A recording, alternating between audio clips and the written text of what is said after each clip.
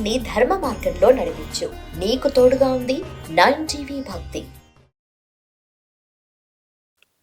మాతృదేవో భవ, పితృదేవో భవ.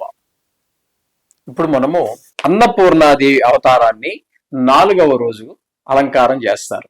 ఈ 4వ రోజు అన్నపూర్ణాదేవి అవతారం ఈ ఉన్నది ఒకటే. ఏకో విష్ణు మహద్భూతం పృథు భూతాని అనేకశః ఉన్నది ఒకటే అని వేదాలు చెప్తున్నాయి. వ్యాకం సత్తు విప్రాహ బహుదా వదంతి, అది చెప్పింది కూడా వేదాలే. ఉన్నది ఏకం సత్, ఉన్నది ఒకటే. అయితే విప్రాహ అంటే ఇక్కడ బ్రాహ్మణులు అనుకోవద్దండి, తెలుసున్నటువంటి వాడు చెప్పింది ఏంటంటే బహుదా వదంతి, అనేక రకాలుగా చెప్పారు అని చెప్పేసి మనకి శాస్త్రాలు చెప్తూ ఉంటాయి. కొన్ని చోట్ల ఏంటంటే అవసరాన్ని బట్టి ఆయా ప్రదేశాల్లో ఆయా అవతారాలు ఎత్తడం జరుగుతూ ఉంటుంది. ఆయా సందర్భాలు కూడా చాలా ఇంపార్టెంట్ అండి. అప్పుడు ఆ అవతారం ఎత్తుతుంది. అప్పుడు మనం అవతారం గురించి మాట్లాడుకునేటప్పుడు ఆ సందర్భాన్ని కూడా చెప్పుకుంటేనే తెలుస్తుంది. లేకపోతే ఎందుకు ఎత్తింది అంటే దాని దగ్గర ఎవరి సమాధానం ఉండదండి. అందుకోసం మనం ఇది తెలుసుకునే ప్రయత్నం చేస్తున్నాం. ఇప్పుడు అన్నపూర్ణాదేవి అవతారం ఎందుకు ఎత్తింది అనేటటువంటిది మనం ఒకసారి మనకు తెలుసు, నా పరిజ్ఞానం సహకరించిన వరకు తెలియజేయడానికి ప్రయత్నం చేస్తాను. ఒకసారి ఈశ్వరుడు తపస్సు చేసుకుంటూ ఉన్నాడు. అప్పుడు పార్వతీదేవి ఏం చేసిందంటే సరదాగా, భార్యాభర్తలు కదండి, సరదాలు భగవంతుడికైనా ఉంటాయి, మానవుడికైనా ఉంటాయి. కాబట్టి అక్కడ ఏం జరిగిందంటే సరదాగా వెనక నుంచి వచ్చి శివుడి యొక్క ఈ 2 నేత్రాలు, శివుడి యొక్క 2 నేత్రాలు వెనక నుంచి వచ్చి మూసింది. శివుడి యొక్క 2 నేత్రాలు ఏంటో తెలుసు కదండి మీకు. ఒకటి సూర్యుడు, 2 చంద్రుడు. ఈ 2 మూసేసింది ఆవిడ. ఇలా వెనక నుంచి మనం చిన్నప్పుడు ఆడిన వాళ్ళమే కదండి, వెనక నుంచి వచ్చి కళ్ళు మూస్తాం, ఎవరో చెప్పుకో చూద్దాం అన్నట్టుగా. ఆవిడ కూడా భార్యాభర్తలు కాబట్టి ప్రేమికులే కాబట్టి ఆవిడ తమాషగా ఈ 2 కళ్ళు వెనక నుంచి వచ్చి మూసింది. మూసేటప్పటికి ఏమైందంటే మొత్తం ప్రపంచాలు 14 లోకాలు అని చెప్తారు, అవి దీన్ని అంతా కలిపి బ్రహ్మాండము అంటాం. ఇవన్నీ కూడా చీకటి అయిపోయినాయి. ఎందుకని? ఈ కన్ను సూర్యుడు, కుడి కన్ను, ఎడమ కన్ను చంద్రుడు. కాబట్టి ఈ 2 కళ్ళు ఎప్పుడైతే భగవంతుడి యొక్క 2 కళ్ళు మూసేసిందో మొత్తం అన్ని లోకాలు కూడా చీకటమయమైపోయింది. ఇప్పటికీ అంతా గొగ్గోలు పెట్టేశారు జనాలు. మొత్తం అన్ని లోకాలు, ఒక్కొక్క ప్రపంచమే కాదు, అన్ని లోకాలు కూడా మీకు చీకటమయమైపోయాయి. ఇందులోంచి ఎవరికి ఏమీ తెలియనటువంటి పరిస్థితి. కాబట్టి దీన్ని వీళ్ళందరూ వెళ్ళి గగ్గోలు పెట్టేస్తూ ఉంటారు విష్ణుమూర్తి దగ్గరికి వెళ్ళి, ఇలా చీకటి అయిపోయింది, ఏం చేయడానికి పరిస్థితి లేదు అని. కొంతమంది వీళ్ళు ఏం చేస్తున్నారంటే ఎక్కువగా ఆ కాలం ఏంటి ఈ కాలం అయినా సరే తపస్సు చేసి జీవితం మీద అన్ని ఆస్వాదించిన తర్వాత ఈ జీవితంలో ఏమీ లేదు, శూన్యము, ఉన్నది భగవంతుడి దగ్గర చేరుకోవటం ఒకటే మనం చేయవలసినటువంటి పని అనేటటువంటి జ్ఞానం కలిగినటువంటి ప్రతి జ్ఞాని కూడా తన సొంత ఊరిలో కానీ సొంత భార్యాభర్తల దగ్గర కానీ ఉండటానికి ఇష్టపడడు. తను మోక్షాన్ని పొందటానికి ఒక కాశీ గాని లేదా నైమిసారణ్యం గాని అలా ఎక్కడ మనకి తపస్సుకి అనుకూలమైనటువంటి ప్రదేశాలు ఉన్నాయో అటువంటి ప్రదేశాలకు వెళ్ళి తపస్సు చేయడానికి వెళ్తూ ఉంటారు. వెళ్ళిపోయి అక్కడ ఉండిపోతారు, ఇంకంతే, జీవితం అక్కడే గడిపేస్తారు. దీని గురించి చెప్పాలంటే చాలా ఉంది అనుకోండి. కాశీలో ఉన్నటువంటి వాళ్ళు ఎవరు చనిపోయినా సరే ఎడం చెవి పైకి వస్తుందని, అందులో తారక మంత్రం శివుడే ఉపదేశిస్తాడని, అందుచేత తద్వారా మళ్ళీ పునర్జన్మ ఉండదని అని చాలా కథలు ఉన్నాయనుకోండి చెప్పుకోవడానికి. ఇప్పుడు మనకు సమయాభావం వల్ల అని చెప్పుకోలేము. కానీ ఇక్కడ ఈ లోకాలన్నీ చీకటైపోయాయి. తపస్సు కోసం వెళ్లే వాళ్ళందరూ చీకటైపోయింది. కాశీ ఎక్కడో తెలియట్లేదు. కాశీలో కూడా చీకటైపోయి కరువు కాటకాలన్నీ వచ్చేసాయి. తినడానికి తిండి కూడా లేనట్టు. అంతే కదండి, ఏం వండుకుంటాడు, ఏం తింటాడు, ఎక్కడ ఎలా? అసలు చీకటి అయిపోతే రాత్రి వెళ్తురు లేదు. చంద్రుడు 2 కళ్ళు మూసిన మూడని, ఇది ఒక కన్ను చంద్రుడు అనుకున్నాం కదా, రాత్రి వెళ్తురు లేదు, పగలు సూర్యుడు అనుకున్నాం, ఆయన మరి లేడు.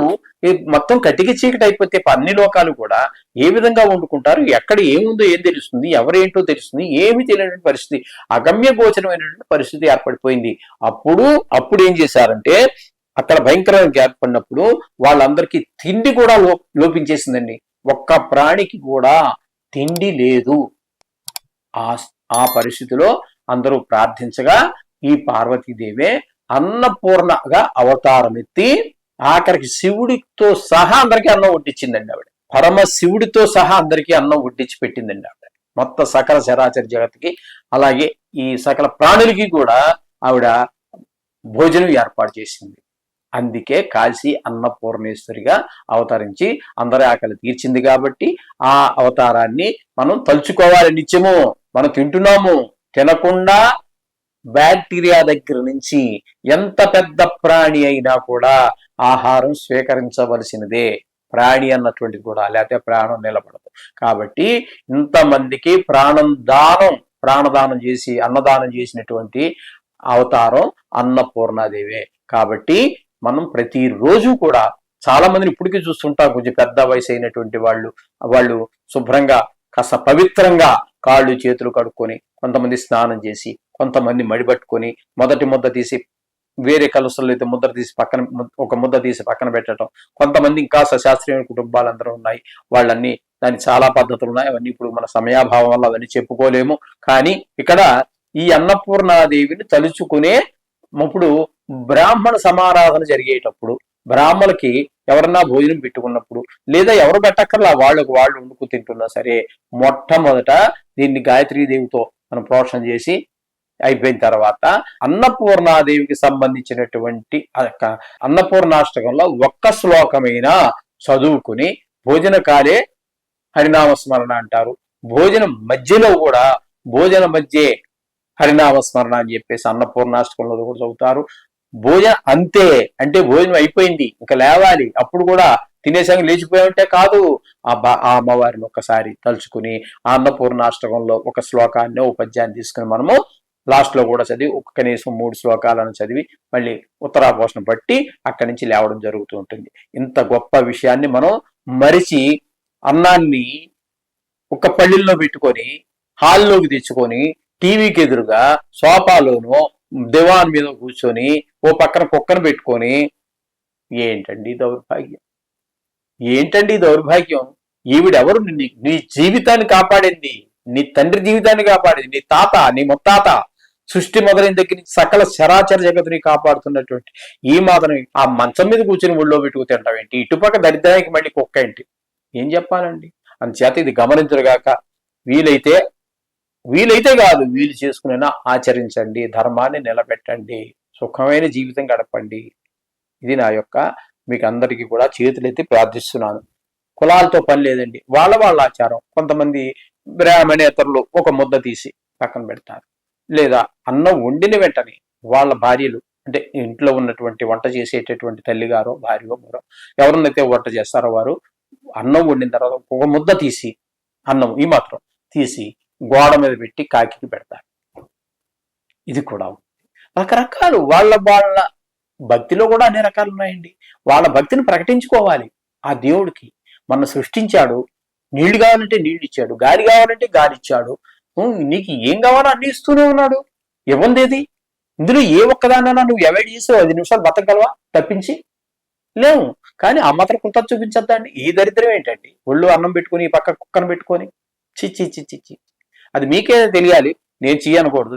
అది మీకు అనిపించాలి ఆ భావన. ఓకే, మొత్తం మీద ఒక పద్ధతిగా ఉండండి, మన సనాతన ధర్మాన్ని కాపాడండి. సనాతన ధర్మం అని కాదండి, ఇది ధర్మం కంటే కూడా ముఖ్యంగా మనకు అన్నం పెట్టే వాళ్ళకి కృతజ్ఞత చూపించద్దండి, అవన్నీ చూపించండి. మన ధర్మాన్ని మీరు తప్పకుండా, ఇది స్త్రీ పురుష బాల్య వృద్ధాప్య యవ్వన వీటితో సంబంధమే లేదు.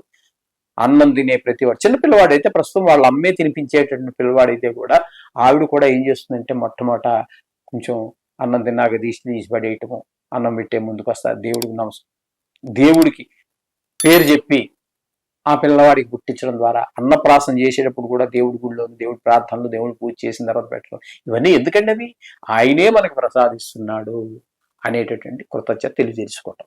కాబట్టి ఆ విధంగా చేయండి, జీవితం అంతా కూడా ఒక సుఖ సంతోషాలతో హాయిగా జరుగుతుంది. శోభం భూయాత్.